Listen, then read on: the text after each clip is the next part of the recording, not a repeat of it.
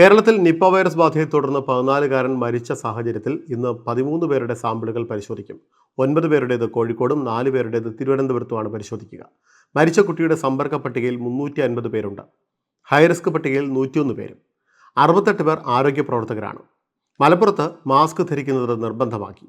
പൊതുസ്ഥലത്ത് എല്ലാവരും മാസ്ക് ധരിക്കണം എന്നാണ് നിർദ്ദേശം. തിരുവനന്തപുരത്തെ 4 പേർ സമ്പർക്ക പട്ടികയിലുണ്ട്. കുട്ടി ചികിത്സയ്ക്ക് വന്ന ആശുപത്രിയിൽ ഇതേ സമയം ഇവർ വന്നിരുന്നു. 3 അംഗ കുടുംബവും ഡ്രൈവറുമാണ് ഉള്ളത്.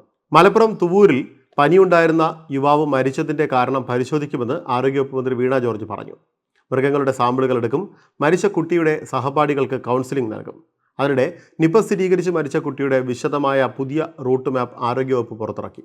പുതിയ റൂട്ട് മാപ്പിൽ പ്രതിപാദിച്ച സ്ഥലങ്ങളിൽ ഈ സമയങ്ങളിൽ ഉണ്ടായിരുന്നവർ ആരോഗ്യ വകുപ്പിന്റെ നിപ കൺട്രോൾ റൂമിൽ വിവരം അറിയിക്കണം എന്നും നിർദ്ദേശിച്ചു.